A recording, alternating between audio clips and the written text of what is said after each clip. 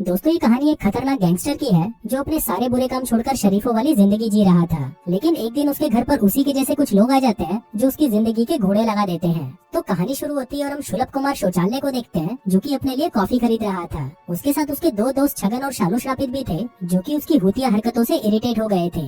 आगे जब वो कॉफी के पैसे देने जाता है तो कैश काउंटर वाली उससे ज्यादा पैसे मांगती है। शुलभ कुमार कहता है कि यहाँ तो कॉफी का रेट 60 सेंट लिखा है, तो तुम मुझसे $1 क्यों मांग रही हो। काउंटर वाली कहती है कि सर, आपने कॉफी का बड़ा वाला कप लिया है तो आपको 99 सेंट्स प्लस टैक्स देना होगा। लेकिन शुलभ कुमार शौचालय अपनी बात पर अड़ जाता है और वो उस काउंटर वाली से बहस करने लगता है। अभी सबसे शालू श्रापित का दिमाग खराब हो जाता है और वो अपनी बंदूक निकालकर उस कैश काउंटर वाले को उड़ा देती है। अब वो सभी वहाँ से निकलने ही वाले थे कि तभी वहाँ पर पुलिस आ जाती है, जिसको देखकर शुलभ कुमार शौचालय कैश काउंटर पर खड़ा हो जाता है ताकि पुलिस वाले को उस पर शक न हो। आगे वो पुलिस वाला कॉफी लेकर वहाँ से जा ही रहा था, पर तभी उस काउंटर के नीचे से उस मरी हुई औरत का खून बाहर आने लगता है। अब इससे पहले कि वो पुलिस वाला कुछ करता, वो सभी मिलकर उस पुलिस वाले को मार देते हैं। तभी सीन यहाँ से शिफ्ट होता है और हम झूलेलाल को देखते हैं जो कि अपनी वाइफ नहीं दूंगी के साथ बहुत खुश था। हालांकि नहीं दूंगी उसे काफी दिनों से दे नहीं रही थी, लेकिन वो फिर भी झूलेलाल को बहुत प्यार करती थी। यहाँ पर हम देखते हैं कि नहीं दूंगी आजकल अपने काम में बहुत बिजी रहती थी और दिन भर अपने बॉस के पिछवाड़े में ही घुसी रहती थी। आगे झूलेलाल जब अपना काम कर रहा था तभी उसके घर की घंटी बजती है। वो दरवाजा खोलता है और देखता है कि बाहर उसका दोस्त शुलभ कुमार आया होता है और ये वही साला गुंडा है जिसको हमने कहानी की शुरुआत में देखा था। अब झूलेलाल उसको देखकर बहुत खुश होता है, जिसके बाद शुलभ कुमार उसे बताता है कि अब उसने सारे गलत काम छोड़ दिए और कुछ ही दिनों में वो अपनी गर्लफ्रेंड से शादी करने जा रहा है। झूलेलाल उसकी बात सुनकर बहुत खुश होता है और उसे कहता है कि अच्छा हुआ तुमने वो बुराई का रास्ता छोड़ दिया, अब तुम भी हम जैसे लोगों की तरह खुशी खुशी जी पाओगे। फिर जाने से पहले झूलेलाल कहता है कि मेरी आज रात पेरिस की फ्लाइट है, लेकिन अभी मुझे किसी काम से शहर जाना है, तो क्या तुम मुझे थोड़ी देर के लिए अपनी कार दे सकते हो। अब झूलेलाल भी उस पर विश्वास करके उसे अपनी BMW दे देता है, जिसको लेकर शुलभ कुमार शौचालय वहाँ से चला जाता है। आगे झूलेलाल जब अपना काम कर रहा था तभी उसे अपनी पुरानी बातें याद आने लगती है जब वो नौकरी पाने के लिए तैयारी कर रहा था। इसी दौरान उसके पास एक वेट्रेस आती है और ये और कोई नहीं बल्कि उसकी वाइफ कल दूंगी होती है। अब कल दूंगी उसे लाइन देने लगती है और कहती है कि आज रात क्या तुम मेरी पिंकी बजाना चाहोगे। लेकिन झूलेलाल एक नंबर का सख्त लौंडा होता है और वो उसे बजाने से मना कर देता है। लेकिन कल दूंगी भी हार नहीं मानती और वो उससे अपनी पिंकी बजवाने के लिए उसे मना ही लेती है। लेकिन फिर शादी के कुछ सालों बाद ही कल दूंगी झूलेलाल पर गुस्सा रहने लगती है, क्योंकि वो एक नपुंसक था और उसे बच्चा नहीं दे सकता था। इसलिए वो दोनों डिसाइड करते हैं कि वो एक बच्चे को अडॉप्ट कर लेंगे। और आज ही वो दिन था जब अनाथ आश्रम से एक डॉक्टर आकर झूलेलाल को चेक करने वाला था कि वो बच्चे को पालने लायक है भी या नहीं। आगे झूलेलाल जब अपने घर में घूम रहा था तभी उसकी नजर शुलभ कुमार के ब्रीफकेस पर पड़ती है जो कि वो उसके घर पर ही छोड़ गया था। अब उस ब्रीफकेस को देखकर झूलेलाल के पिछवाड़े में खुजली मच रही थी और वो उसे खोलना चाहता था। अब कुछ देर तक तो वो उस ब्रीफकेस को घूरता है, लेकिन फिर जब उसे रहा नहीं जाता तो वो उस ब्रीफकेस को खोल देता है। उधर दूसरी तरफ हम शुलभ कुमार को देखते हैं, जिसको झूलेलाल फोन करता है और उसे कहता है कि भूस कि तू मेरे घर पर ड्रग्स छोड़कर गया है। शुलभ कुमार कहता है कि ये मेरी आखिरी डील है और इसके बाद मैं ये देश छोड़कर यहाँ से चला जाऊंगा। झूलेलाल कहता है कि अगर तू 15 मिनट में घर आकर अपना बैग नहीं लेकर गया तो मैं इस बैग को पुलिस को दे दूंगा। शुलभ कुमार शौचालय कहता है कि मैं आज रात को आकर इस बैग को ले जाऊंगा और तब तक तुम इसका ध्यान रखना, जो बोलकर वो फोन काट देता है। लेकिन झूलेलाल इस बात से इतना ज्यादा भड़क जाता है कि वो पूरे $100 मिलियन के गांजे को सिंक में फ्लश कर देता है। फिर कुछ देर बाद उसके घर की घंटी बजती है, जहाँ पर बाहर एक पिज्जा डिलीवरी वाला आया होता है। झूलेलाल बाहर आता है और कहता है कि मैंने तो कोई पिज्जा नहीं मंगवाया। अब वो आदमी वहाँ से जाने लगता है, पर तभी झूलेलाल उसे कहता है कि चलो ठीक है, मैं ये पिज्जा तुमसे खरीद लेता हूँ, जो कहकर वो उसे घर के अंदर बुला लेता है। लेकिन तभी वो आदमी उसे घुसंड पिलाता है और उसे अपनी गन पॉइंट पर ले लेता है। वो उसे पूछता है कि माल किधर है। झूलेलाल कहता है कि वो तो मैं कब का फ्लश कर चुका हूँ।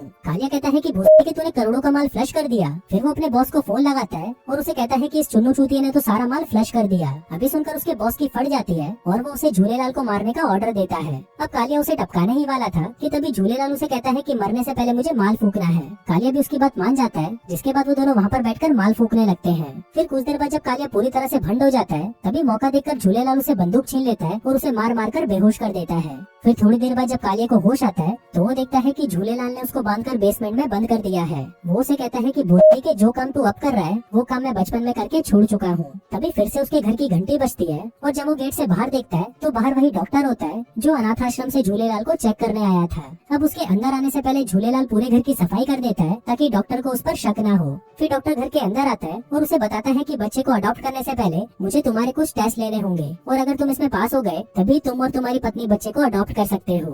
आगे वो उससे कुछ सवाल पूछने लगता है, पर तभी झूलेलाल की नजर सामने पड़ी हुई कालिया की गन पर पड़ती है, जिसको वो उठाकर तुरंत फ्रिज में छुपा देता है। उधर दूसरी तरफ हम शानदार मालदार शालू श्रापित को देखते हैं, जो कि शुलभ कुमार शौचालय का पीछा करते करते झूलेलाल के घर तक आ जाती है। वो उसे कहती है तो तुम ही हो शुलभ कुमार के दोस्त झूलेलाल। झूलेलाल उसे नीचे से ऊपर तक देखता है। क्या बाल है यार। शालू श्रापित पूछती है क्या मैं अंदर आ सकती हूँ, जिस पर झूलेलाल कहता है कि तुम्हारे अंदर तो मुझे आना है, पर फिलहाल मैं बिजी हूँ, इसलिए तुम कल आना। लेकिन शालू श्रापित जबरदस्ती उसके घर में घुस जाती है। फिर वो डॉक्टर के पास आती है और उसे कहती है कि डॉक्टर साहब मुझे एक बीमारी है। जब भी मैं आप जैसे हैंडसम और दमदार आदमी को देखती हूँ तो मेरी गुलाबी बिल्ली गीली हो जाती है। अभी सुनते ही डॉक्टर का लोहा गर्म हो जाता है, लेकिन फिर वो जैसे तैसे करके अपने आप पर कंट्रोल करता है। उधर झूलेलाल को शुलभ कुमार शौचालय का फोन आता है और वो उसे कहता है कि कुछ भी हो जाए तुम मेरा माल उस शालू श्रापित को मत देना। जिस पर झूलेलाल उसे कहता है कि कौन सा माल, मैं तो कब का उसे नाली में बहा चुका हूँ। अभी सुनकर शुलभ कुमार का दिमाग खराब हो जाता है और वो उसे कहता है कि भूसा तू चूतिया हो गया है क्या। वहीं दूसरी तरफ शालू श्रापित डॉक्टर से गंदी गंदी बातें करने लगती है, जिसको सुनकर डॉक्टर खुद पर कंट्रोल नहीं कर पाता और वो सोचता है बस एक मौका मिल जाए इसे यहाँ पर घोड़ी बनाने का। लेकिन तभी अचानक शालू श्रापित डॉक्टर से पूछती है क्या तुम इस झूलेलाल की असलियत जानना चाहते हो। डॉक्टर कहता है कि हाँ बिल्कुल। शालू श्रापित बताती है कि 5 साल पहले झूलेलाल इस शहर का सबसे बड़ा गैंगस्टर था, जिसकी टीम में शुलभ कुमार शौचालय और एक मीठा कालिया भी था।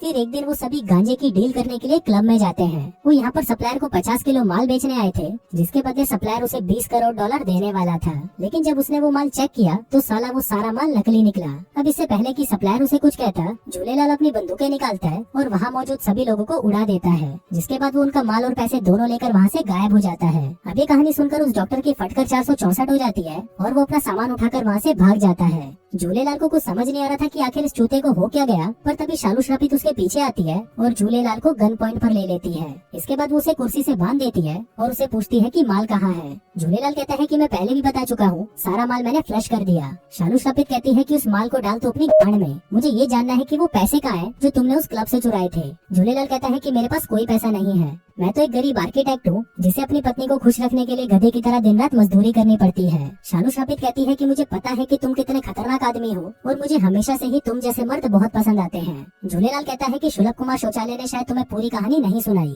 तभी हम फ्लैशबैक का सीन देखते हैं, जहाँ पर हम देखते हैं कि जब झूलेलाल ने क्लब में सभी लोगों को मार डाला था, तभी उससे गलती से एक प्रेग्नेंट औरत भी मारी गई थी। अब इस बात से झूलेलाल को इतना ज्यादा पछतावा हुआ कि उसने फैसला कर लिया कि वो गुंडागर्दी छोड़कर एक शरीफ इंसान बन जाएगा। अब शालू श्रापित को उसकी किसी भी बात पर यकीन नहीं होता और वो उसे कहती है कि तुम्हारी एक गॉड टचिंग स्टोरी सुनकर मुझे कुछ फील नहीं होता, लेकिन अगर तुमने मुझे पैसों के बारे में नहीं बताया तो मैं तुम्हारे साथ यहीं पर ही मजदूरी करने लग जाऊंगी।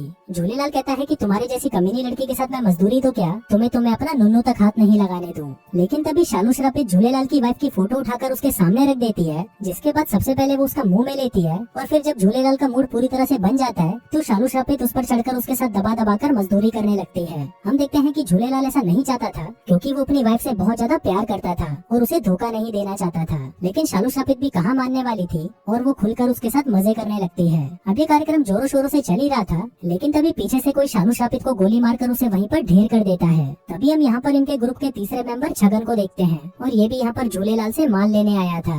फिर वो अपना हथियार निकालता है और झूलेलाल से पूछता है कि जल्दी बता पैसे कहाँ पर है, और अगर तूने नहीं बताया तो मैं तेरे शरीर के टुकड़े कर दूंगा। अब वो उसे मारने ही वाला था कि तभी वहाँ पर पुलिस आ जाती है। छगन को लगता है कि शायद पुलिस झूलेलाल के घर पर आई है, इसलिए वो खिड़की से बाहर देखने लगता है। वहीं झूलेलाल जल्दी से अपने आप को कुर्सी से छुड़ा लेता है और एक फ्राइंग पैन लेकर वापस उस कुर्सी पर बैठ जाता है ताकि छगन को उस पर शक न हो। फिर छगन उसके पास आता है और कहता है कि पुलिस तो किसी और को पकड़ने आई थी। अब वो फिर से अपना हथियार निकालकर झूलेलाल को मारने वाला था कि तभी झूलेलाल उसी फ्राइंग पैन से उस पर हमला कर देता है और उसे मार पीट कर उस पिज्जा वाले कालिए के पास लटका देता है। तभी झूलेलाल को शुलभ कुमार शौचालय का फोन आता है, जो उसे कहता है कि अब मैं तेरे घर वापस नहीं आ पाऊंगा क्योंकि मेरे पीछे रशियन माफिया पड़ गई है और शायद आज का दिन मेरा आखिरी दिन हो सकता है। और तभी हम देखते हैं कि शुलभ कुमार शौचालय गोलियों से छलनी हुआ पड़ा है। झूलेलाल को लगता है कि शायद अब सब कुछ नॉर्मल हो चुका है, इसलिए वो पूरे घर की साफ सफाई करता है, जिस दौरान वो ये भी डिसाइड करता है कि वो अपनी पत्नी कल दूंगी को अपने पास्ट के बारे में सब कुछ सच बता देगा। पर तभी फिर से उसके घर की घंटी बजती है और जब वो दरवाजा खोलता है तो बाहर एक पुलिस वाला आया होता है। वो घर के अंदर आता है और झूलेलाल को उसकी कार की वही चाबी देता है जो झूलेलाल ने सुबह शुलभ कुमार को दी थी, जिसका मतलब था कि ये पुलिस वाला वही रशियन माफिया है। वो झूलेलाल के लिए एक पार्सल लाया था जिसके अंदर शुलभ कुमार शौचालय की कटी हुई खोपड़ी पड़ी थी। आगे वो उससे बाकी हरामियों के बारे में पूछता है, जिस पर झूलेलाल उसे अपने बेसमेंट में ले जाता है जहाँ पर वो दोनों लटके पड़े थे। फिर वो पुलिस वाला उन दोनों को टपका देता है और वहाँ से चला जाता है। इसके बाद झूलेलाल उन दोनों की बॉडी के टुकड़े टुकड़े करके उनको कचरे में फेंक देता है। हम देखते हैं कि झूलेलाल अपनी साधारण जिंदगी से बहुत परेशान हो चुका था, इसलिए वो डिसाइड करता है कि वो वापस पहले जैसा हरामी बनेगा। तभी वो अपनी कार का एक टायर निकालता है और जैसे ही वो उस टायर को अंदर से खोलता है, हम देखते हैं कि उसमें वही पैसे होते होते हैं जिसके लिए वो सभी लोग उसके पीछे पड़े हुए थे। इसका मतलब था कि ये पैसे शुरुआत से ही झूलेलाल के पास में ही थे। वहीं दूसरी तरफ हम कलदुंगी को देखते हैं जो कि अपने बॉस के साथ अपनी पिंकी पिटवाने के लिए एक होटल में जा रही थी। लेकिन तभी वहाँ पर झूलेलाल आ जाता है और उसे कहता है कि चलो हम यहाँ से कहीं दूर चलते हैं। कलदुंगी कहती है कि तुम जैसे फुकरे के पास तो पैसे नहीं है तो मैं तुम्हारे साथ जाकर क्या करूंगी। तभी झूलेलाल उसे वही पैसों वाला ब्रीफ केस दिखाता है जिसको देखकर उस गोल्ड डिगर के मन में लालच आ जाता है और वो झूलेलाल के साथ कार में बैठकर वहाँ से निकल जाती है। और दोस्तों इसी के साथ ही ये कहानी यहीं खत्म हो जाती है।